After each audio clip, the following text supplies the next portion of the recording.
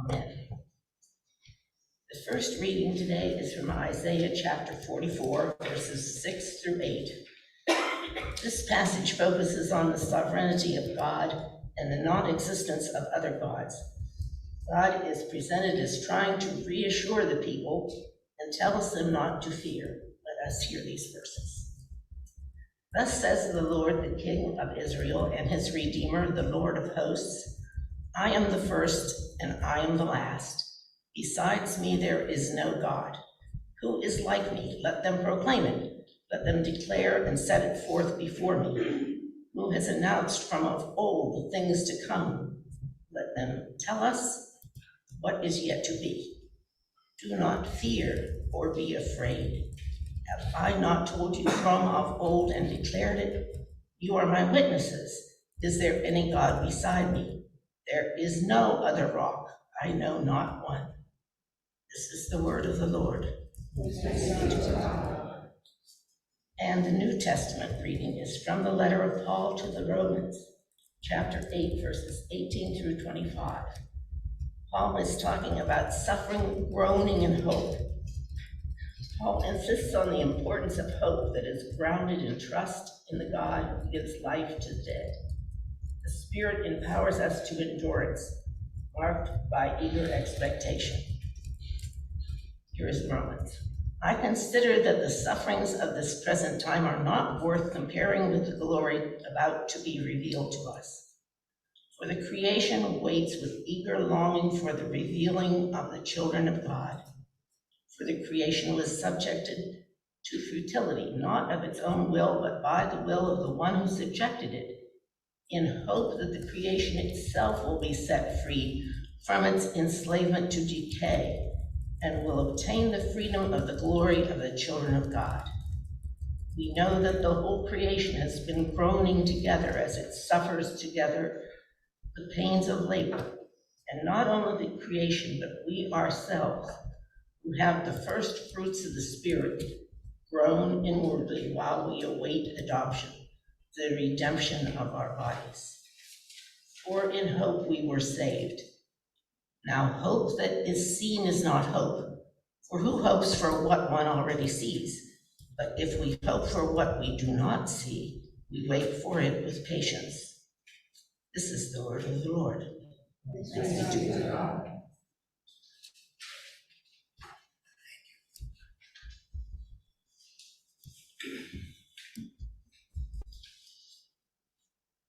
The gospel reading this morning is from the 13th chapter of Matthew.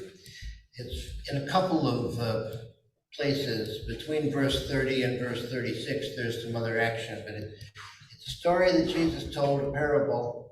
And then obviously, when there was time, the disciples had some questions about things, didn't quite understand it. And so come back to it at a later time to get a fuller understanding.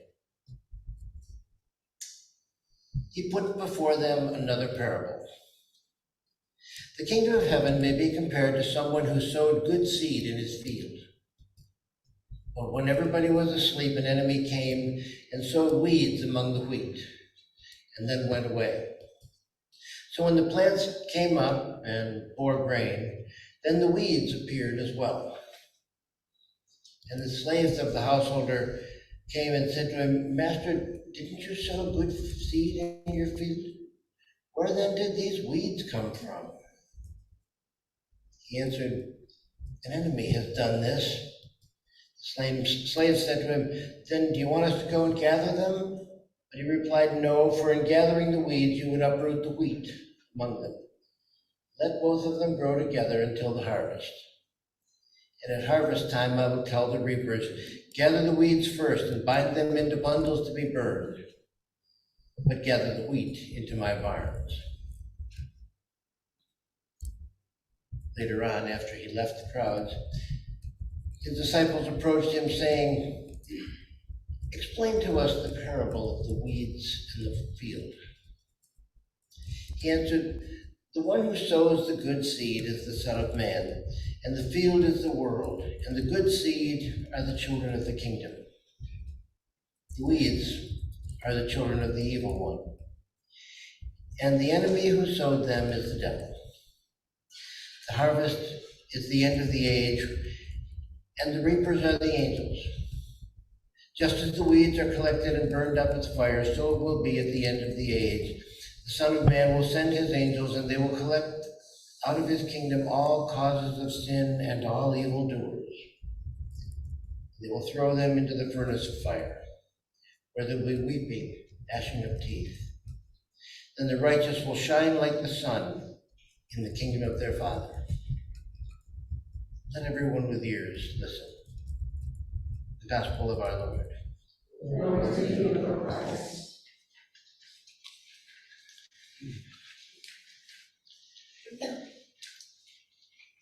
I had another thought about those wheat and that wheat and those weeds last night when I was crawling through the garden, pulling thistles out of my red raspberry plants. And it would be a lot easier if it were as simple as pulling thistles out of red raspberry plants. But Jesus isn't talking about thistles and red raspberry plants. He's not even really talking about wheat and weeds. He's talking about people, about us, who have our own wonderful things that we can do, our wheat, and who sometimes are weeds. Now, there's been a lot of speculation historically about this parable. Many early commentators saw Jesus' action toward Judas in this parable. He knew he had somebody there who was going to betray him, but don't wait him out now. Let him stay till the end. Don't force his hand earlier. I think that's kind of stretching it a bit. But I think it's also part of the way that the early church dealt with people who were not really sure of what it meant to be Christian, and who were coming from Judaism or from other places. And by the time Matthew was written, there were churches in many other parts of the world. And looking at how we deal with people who are different. Now, of course, 25 years ago, as we were approaching the turn of the century, and every time you turned on a Christian-related radio station, you knew that the world was going to come to an end pretty soon. It was all explained as part of that end of the world expectation. The end of the world is going to happen in a few days. It's been going to happen in a few days for 2,000 years now. The real issue has to do with how we make decisions as Christians. I went to seminary in Louisville, Kentucky, and in the late 60s, my church history professor was gathering research for a book on how the churches in Kentucky had dealt with racism prior to the Civil War, with slavery, because Kentucky was one of those mixed up states where there were very strong slavery forces and very strong anti-slavery forces. And so he contracted with some of us students who needed to earn an extra buck or two to read the handwritten minutes of all of the churches that he could find minutes for from the Louisville area. I spent a lot of time with several minute books, handwritten minutes of the Plum Creek Presbyterian Church, which was just outside of Louisville. And I'm looking for any reference to slavery, any reference to people of color, anything. Nothing. Not a word. Never mentioned. But in the 1850s, there was a woman from the church who went to a dance. and was called before the session and told that she had to repent of her sin of dancing in public. And when she told the session that basically, if I can't dance, I don't want to be part of your party, her name was ordered stricken from the records, and she was to be considered as someone who had never really been a part of that church. I wish I could say that's the only time that ever happened in a Presbyterian church, but it's not. It used to be a very common thing. And still there are echoes of that in a lot of places. And the whole issue is, how do we make Christian decisions? And how do we do this when we're not as simple as thistles in the raspberries or weeds in the wheat? When we're all mixed in together. How do we do this when we're going to condemn somebody for dancing and never mention slavery? How do we do that? How do we resolve conflicts? And the answer is, how do churches resolve conflicts? Usually not very well. We've seen this denominationally in the Presbyterian Church, where groups have pulled out to join another Presbyterian group over some issue. This goes back to the 19-teens, over issues of biblical interpretation, and as recently as 15 years ago over issues of sexuality. Same with the Lutheran Church. Our Methodist neighbors are going through it now as Methodist churches are tearing themselves apart over issues of sexuality. How do we resolve problems in the church? Usually not very well. Our desire to tear out those weeds or to separate ourselves from those weeds because we don't want to associate with people like that, whatever that people like that is. I think it's pretty short-sighted because people aren't wheat or weeds. It's pretty simple to tell the difference between a red raspberry bush and a thistle, even though they both have prickles. I can still tell the difference pretty easily. It's even possible to tell the difference between wheat and weeds. But when somebody does something weedy, how do we know that that person doesn't also have some wheat in there? Am I the only person in the room who did things when I was younger that I probably would not admit to doing now? I don't think so. Our actions are never so simple. Our actions are never a matter of, I'm perfectly bad, I'm just doing everything wrong, or I'm perfectly good, I'm always doing everything. We're not that simple people. And when I say, well, I did this, but I'm only hurting myself. Never is that true. We're always in some way, our actions affect actions of other people. And we live in a world where good and bad exist, where they always have existed, and there are very few people who are very totally, clearly, always good or always bad. We're all mixed up. So how do we make decisions?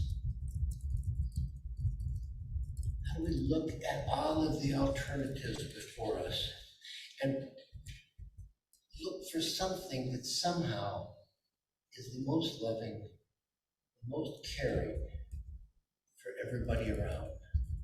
Maybe not for me, but for others. Maybe not the person closest to me, but for others further away. It's never an easy, simple, black-white choice.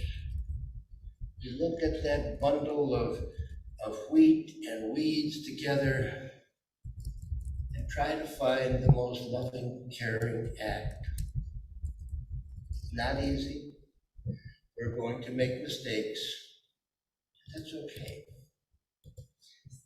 When I was a pastor recently out of seminary living in Ohio, a group of us were starting for that small community a food pantry. And people were talking about, well, we've got to have some pretty strict rules because there are people who will drink up all their money and then they'll come looking for free food, and we're just encouraging their bad habits, and we're going to limit how much people can get. And the Catholic priest who was working with me on this said, we're going to make mistakes. Let's admit that. I'm going to make my mistakes on the side of giving people food rather than who may not deserve it, rather than sending somebody who may deserve it, sending them away hungry. How do we do that? We make mistakes on the side of doing what's right, doing what shows God's care. Were there families who came to the food pantry regularly who we know that the man in the family made pretty good money and spent all of his time in the bar getting rid of it? Yep. But that didn't make the kids any less hungry. How do we make sure that we get all of that wheat before we burn that bundle of weeds?